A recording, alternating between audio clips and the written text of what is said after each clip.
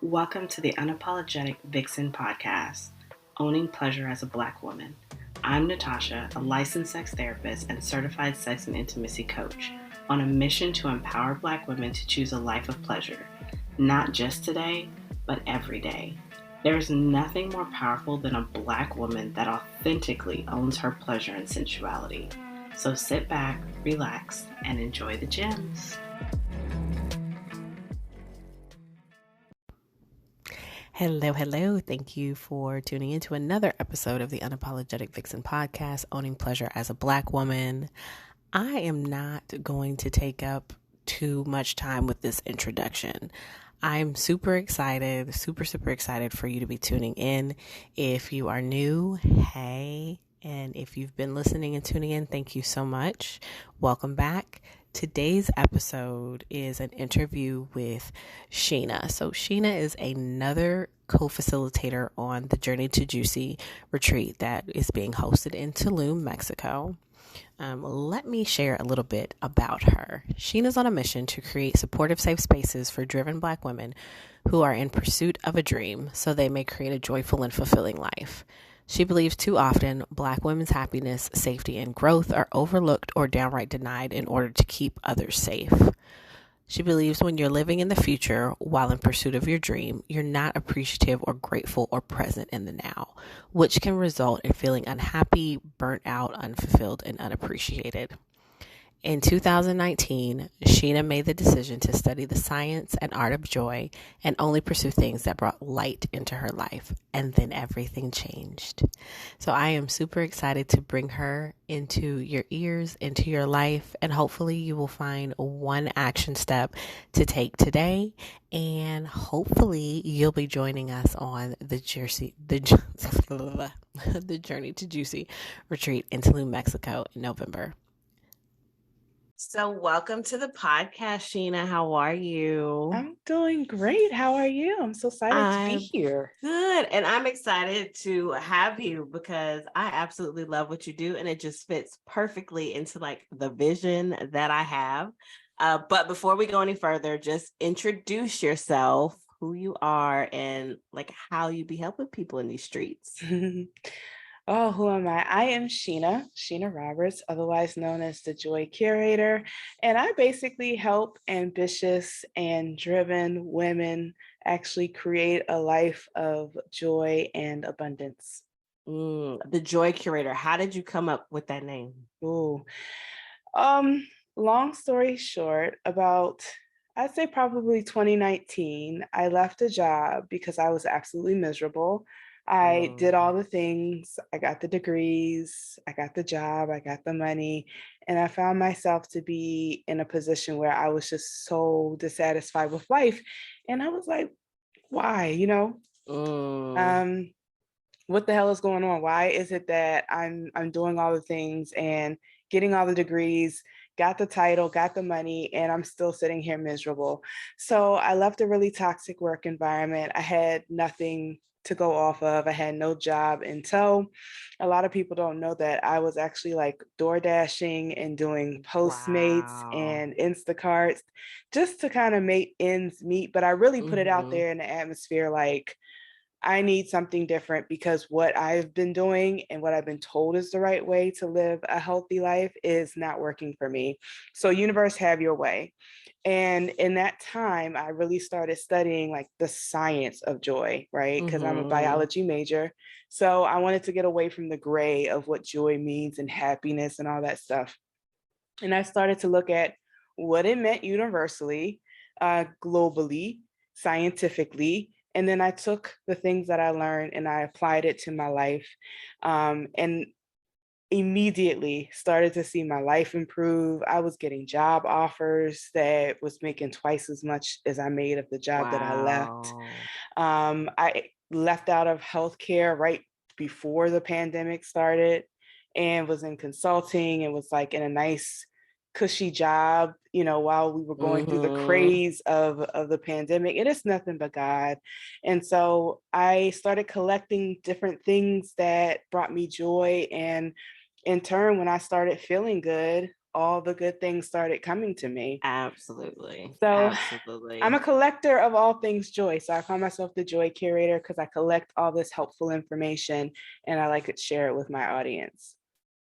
There are so many nuggets in what you just said, but I think for the listeners, what's going to stand out is I actually did an episode that is called So You Checked All the Boxes, Now What? Mm, And that is exactly what you experienced is, oh, I've done all the things. I got the degree, I got the family, I got the house, I got the job, I got the money, and this shit sucks. What am I supposed to do with this? Like, because from there, there's no one that can point you in a direction. yeah, Because a lot of times, especially for Black women, those that we look upon haven't even gotten that far. And so right, we're the first. And so it's right. like, you said I was supposed to do these things and I was going to be happy and my life was going to be amazing, and my life absolutely sucks. And to their credit, they taught us exactly what was taught to them, and they Mm-hmm. taught us what they thought was going to be the recipe for a happy and meaningful life. So,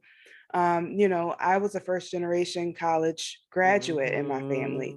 Mm-hmm. So that was impressed upon me. Go to school, get good grades, and then you'll get a Mm-hmm. job and a husband, and then everything, then you're set, you're good to go. Mm-hmm. And so you do those things, and there's a lot of us, there's a huge market of us that went and got the advanced degrees, and then we look up and we're in corporate America or we're owning our own business and we're like, I don't even like none of this stuff. Right. And none of this was taught to us. So now Yeah. we have to go through the great unlearning. And that's why I like the word curator, because it's not necessarily that I'm a mastermind in this. I'm going through this just like everybody else. Mm-hmm. But it's just like I have a flag. It's just like, hey, try these things. It's working out for me and I'm doing pretty good with it. Maybe you should try this out too. But to our family and those who came before us, to their credit, they gave us the tools that they thought was going to lead us in the right direction. And we can't necessarily, um, you know, throw all that stuff away because it led us to where we are right now. Like I really can't Right. complain. I'm not been, thank God, on the streets or anything like Mm-hmm. that. But God, dog, get depression and anxiety Yeah. and just Sunday blues and code switching and just not feeling authentic and not even knowing who Mm-hmm. you are.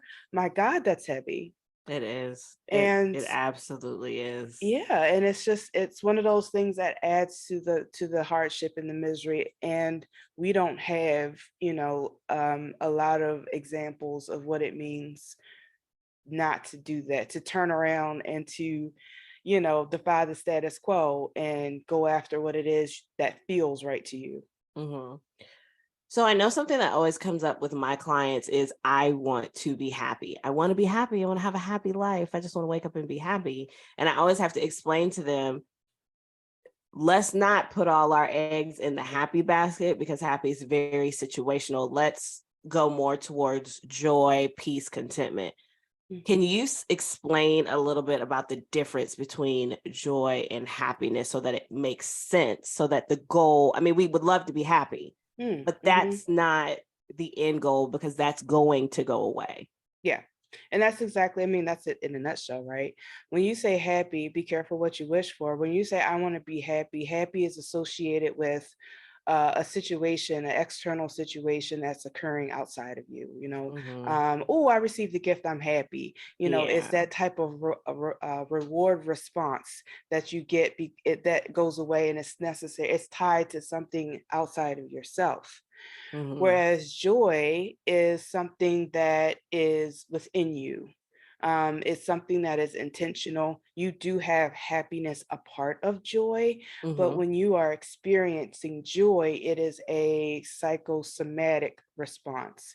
It is something that you do intentionally. It is something Mm-hmm. that it is always present, but more so you're also, when you're chasing joy, very much aware of when you're not within joy, but that's another topic, which Mm-hmm. I also go into. But happiness is fleeting. When we're chasing Mm. happiness, we're doing that. We're chasing it, as Right. opposed to standing in joy. You have tools and you're prepared to to have certain things that you actually implement in your daily life to bring you contentment, ease, Mm-hmm. softness, boundaries so that you feel safe, Mm-hmm. authentic, being authentic, I know, never said damn word right. Authenticity. Authenticity. Yeah. Now going off crazy.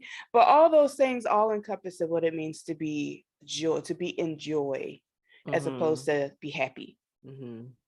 Now, let me ask you this, because this is a revelation I've had, which is weird to say it's a revelation because I actually talked through one of my clients on this. But how common is it for joy and peace to be boring as fuck? And we're used to chaos. So when things are calm and cool, we're like, oh no, self-sabotage. I gotta stir some shit up because, like, A, when's the other shoe gonna drop? And B, there's nothing going on. What am I supposed to do with this space? Mm-hmm. We're used to survival. We're used to Mm-hmm. having to react. And so whatever feels different to us, we feel like it's not normal. And so it Yes. causes anxiety. To relate peace to boredom is unlearning, right? Mm-hmm. You could be alone and not lonely.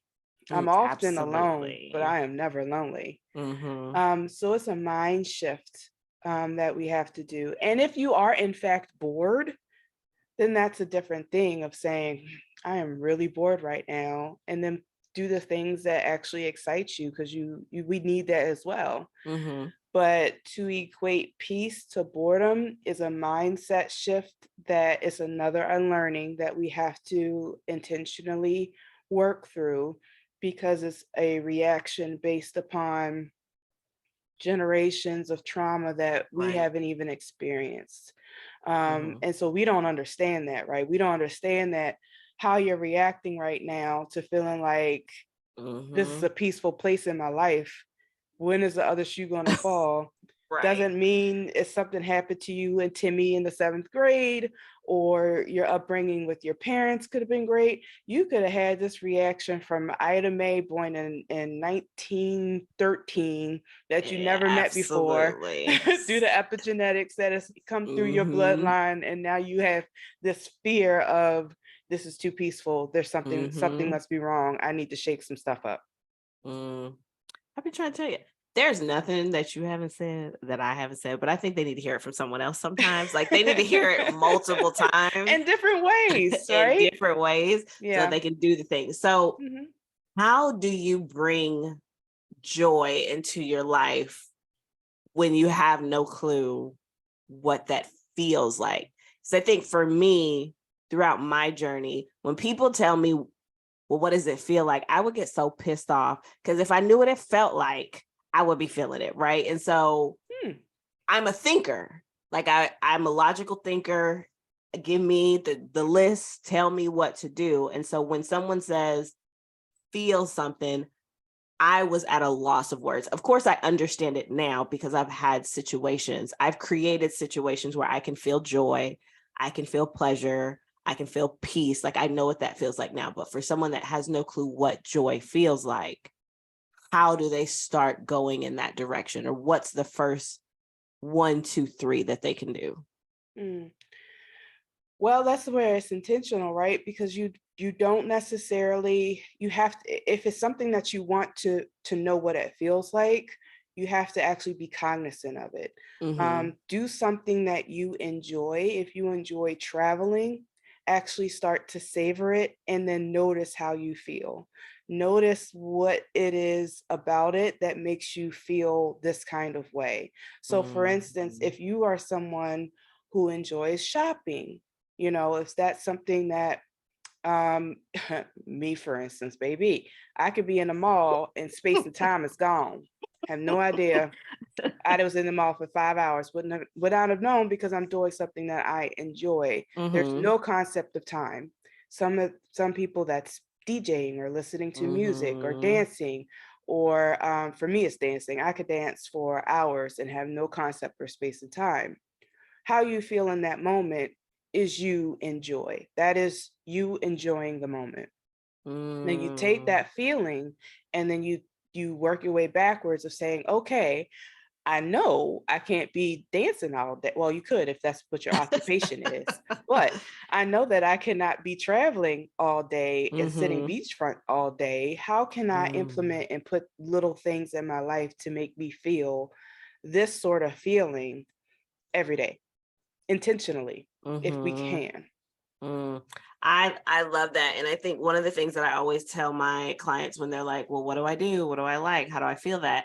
Is like your basic five senses. Think about, especially as Black women, we're constantly going, constantly moving, eating lunch while we're driving, eating lunch while we're working, like just doing things in tandem, multitasking, which is not a thing and we have to Mm-mm, stop doing. mm-mm.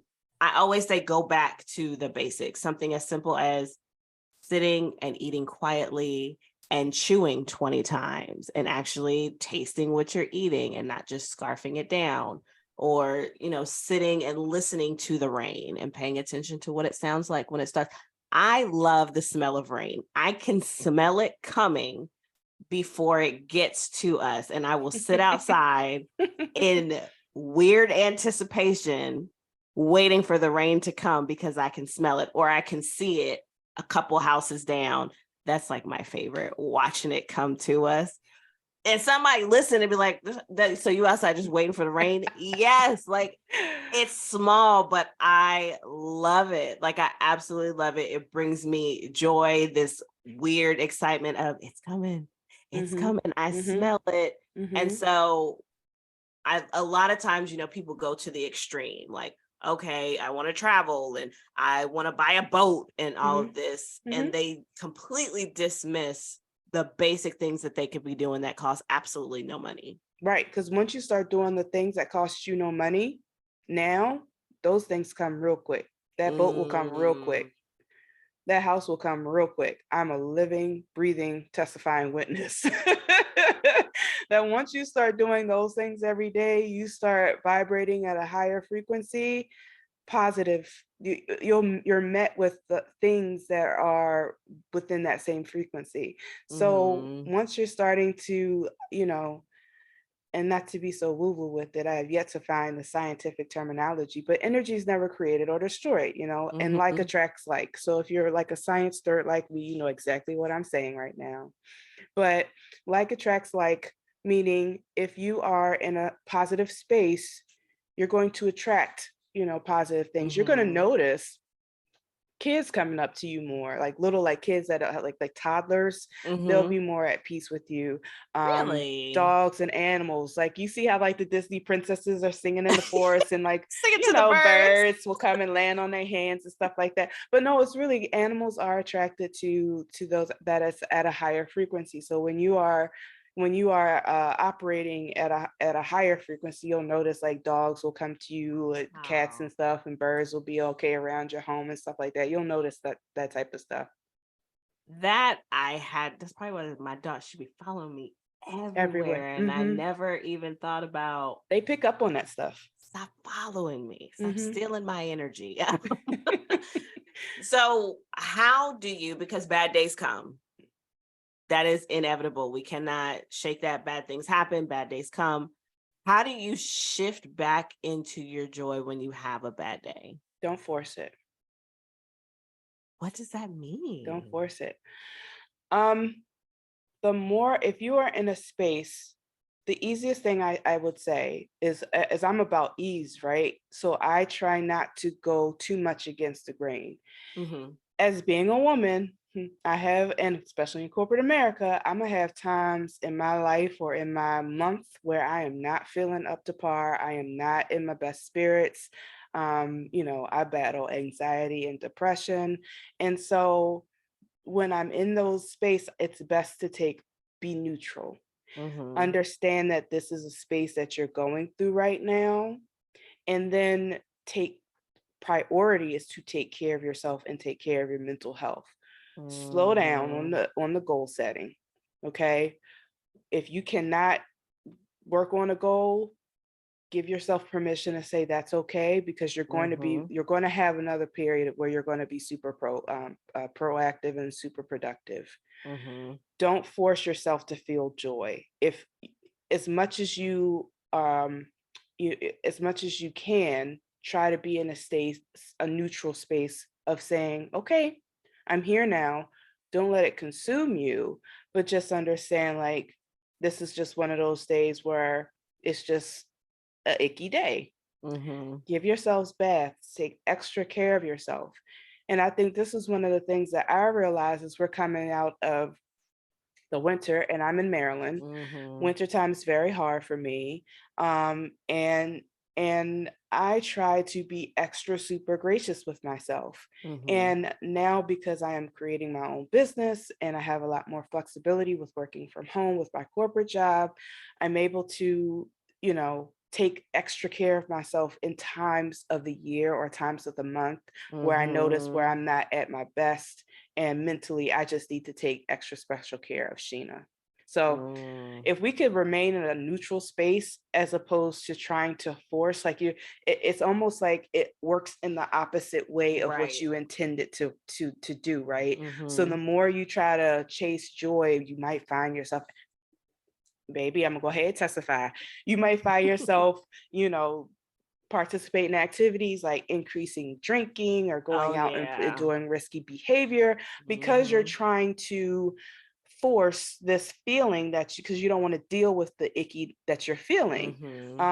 And so healthy ways of understanding it's okay, and it will happen where you'll have a time where you just do not feel good and you're not having a good time or a good season.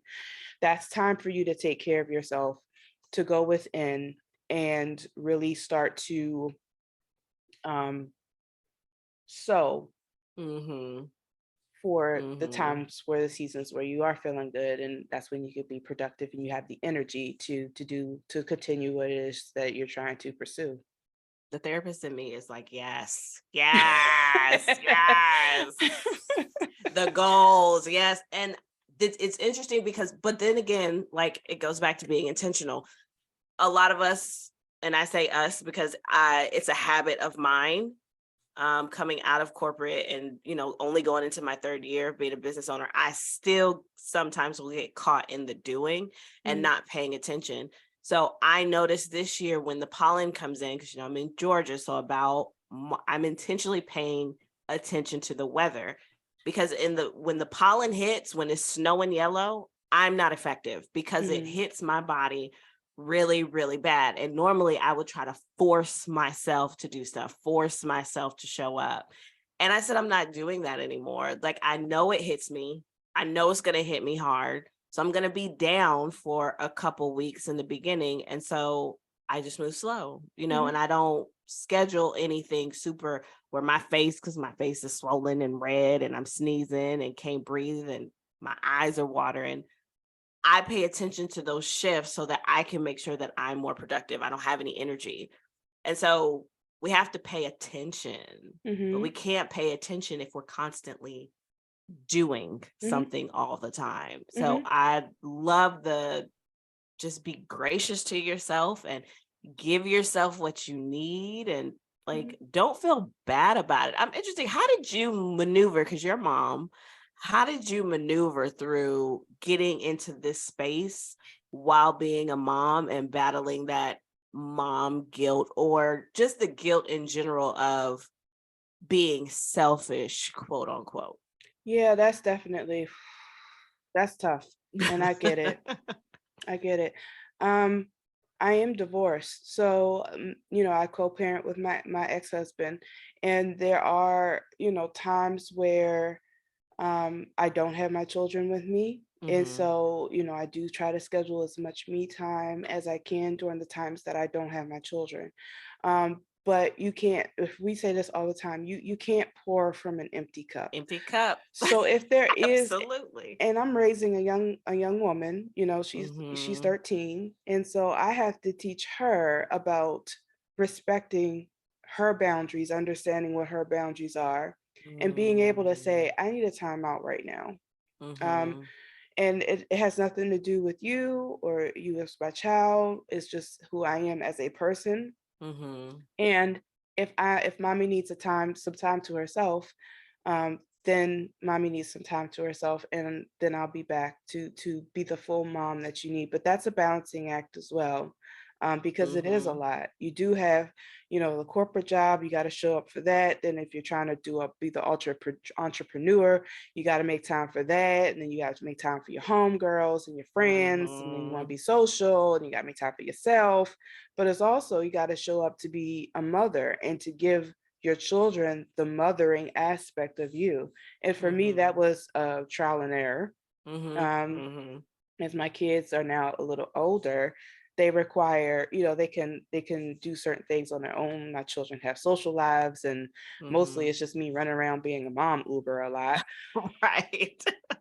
But yeah, we gotta give ourselves permission and surround yourself. This is another thing. Your tribe is going to be the Mm-hmm. people that's going to give you the wherewithal and being able to say, child, if you'll get them children some daggone cereal tonight and let Absolutely. them put themselves to bed, it is okay. They ate. Yes.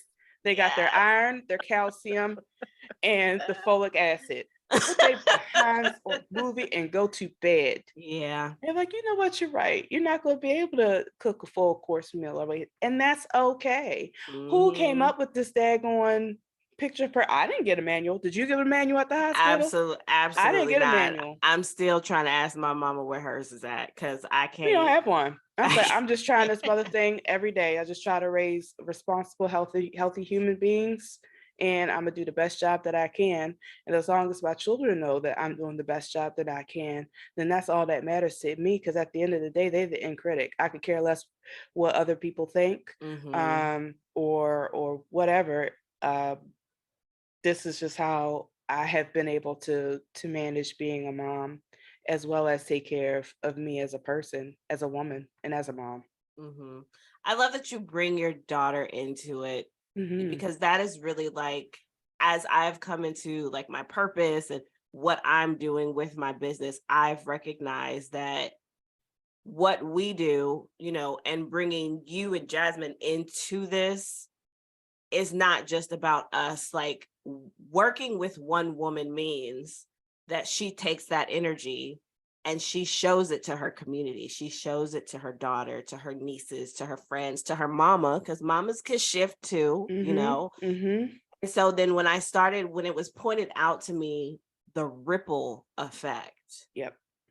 that is what shifted, I believe, my how I show up in my business, Mhm. Mhm. my visibility, collaborating, because it's real quick to be like Black women can't work together, and I'm Mhm. just here to say that's Mhm. not true. And so I'm really excited to be able to bring the two of you into this because you know how I feel about the pleasure and the worth and the joy. It is just snug as a bug in a rug for me. So I want to ask you, what made you say yes to coming into this place of the Journey to Juicy Retreat and being able to support these women? Like, why was it a yes for you? I mean, it's we have been the saving grace. We, meaning Black women, have been the saving grace of so many different eras, so many different iterations of Black women who are strong, who are resilient, who Mm-hmm. can handle a lot. I noticed that a lot of us get these jobs that are difficult departments because we had this Mm-hmm. strong Black woman. We're not getting the medical care that we need because we're strong Black Mm-hmm. women. We're resilient Black women. We could take a punch. Yeah.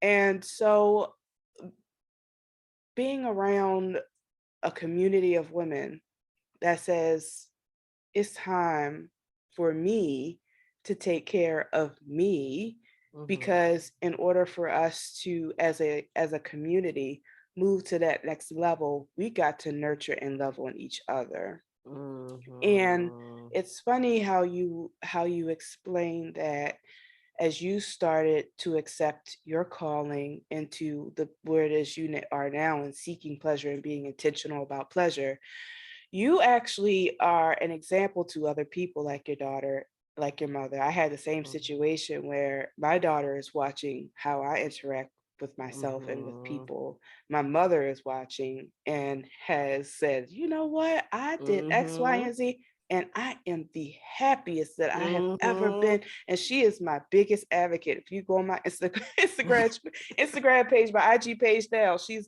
on my comments. She's my Mine biggest is too. advocate, and that's my elder, so to speak.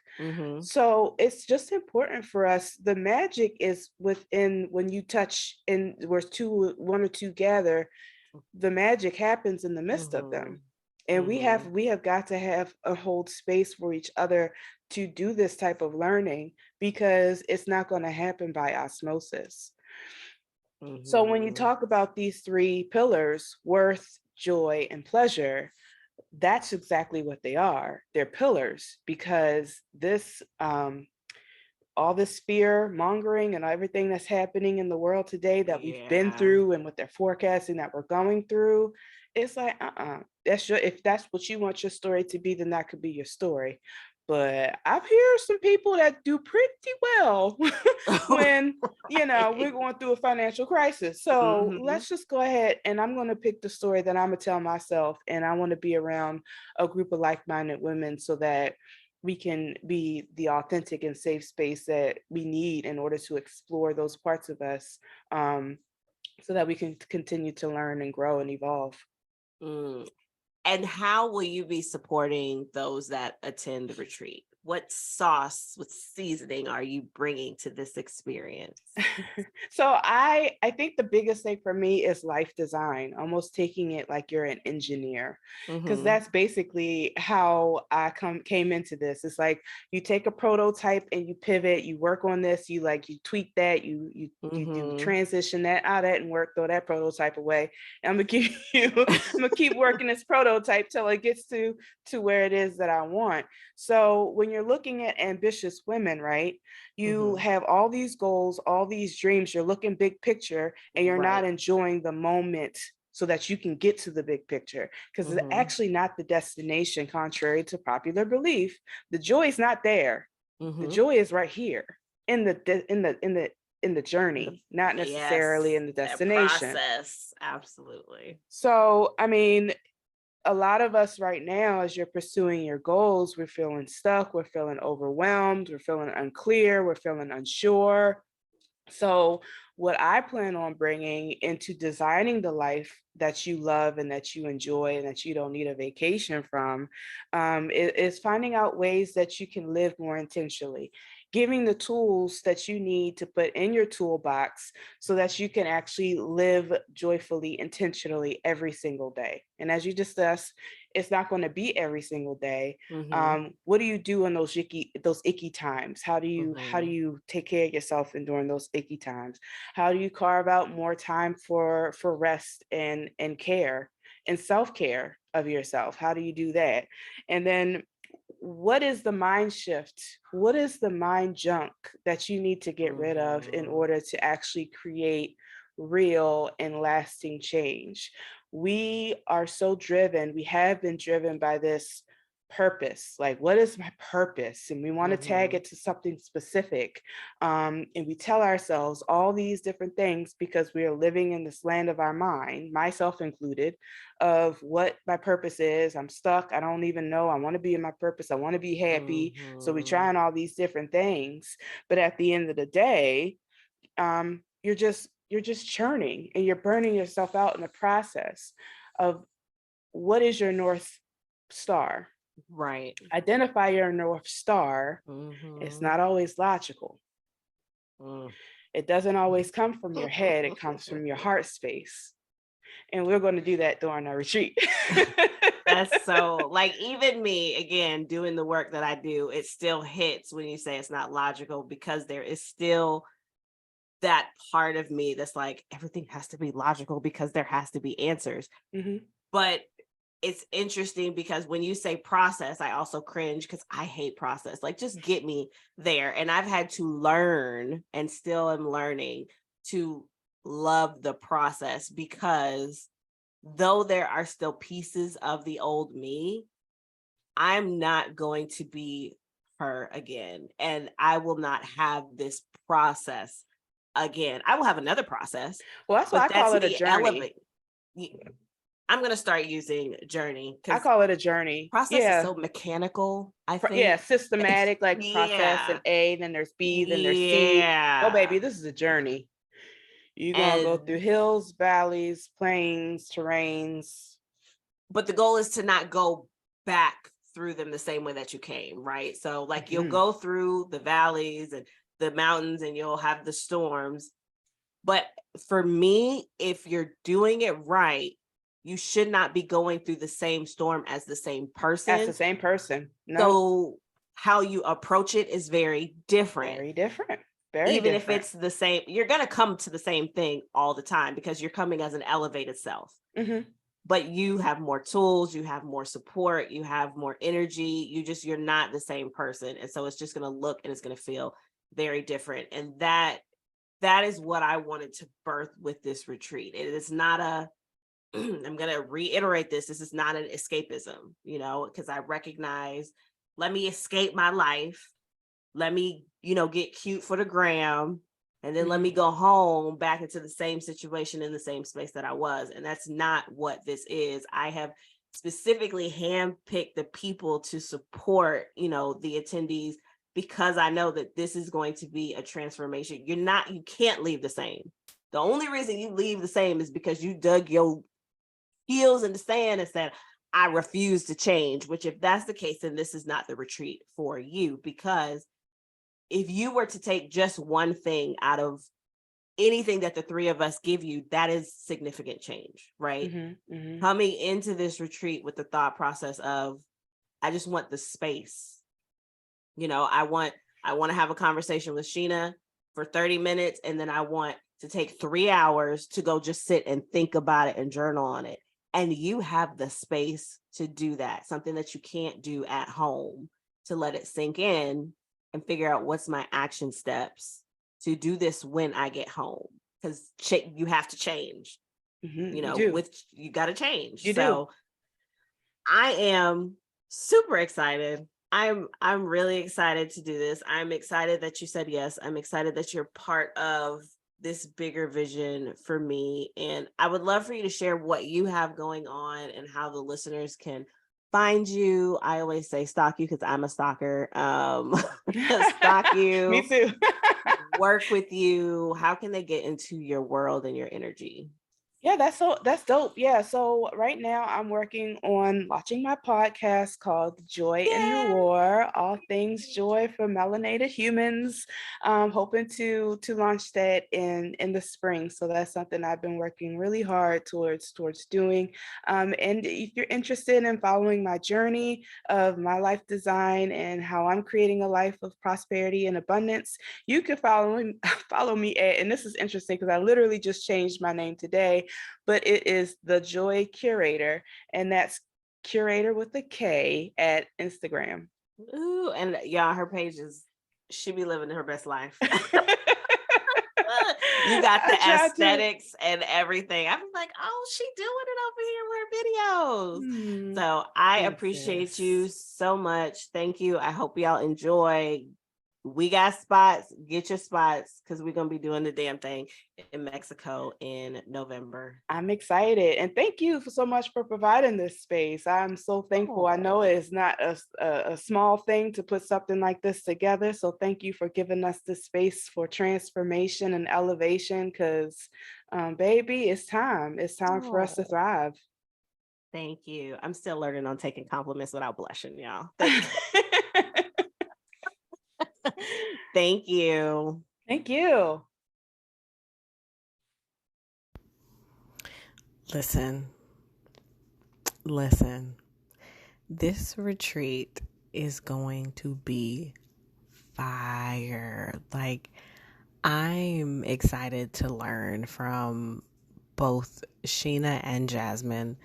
I plan on being a part of their workshops and soaking up the information that they give, because just because I'm in a space of being one of the experts doesn't mean that I'm not still trying to learn. I'm always learning, I'm always retaining, and I'm always finding ways to do my life better or just look at things a little different. So All the information for Sheena is going to be in the show notes so that you can go check her out, vibe with her energy.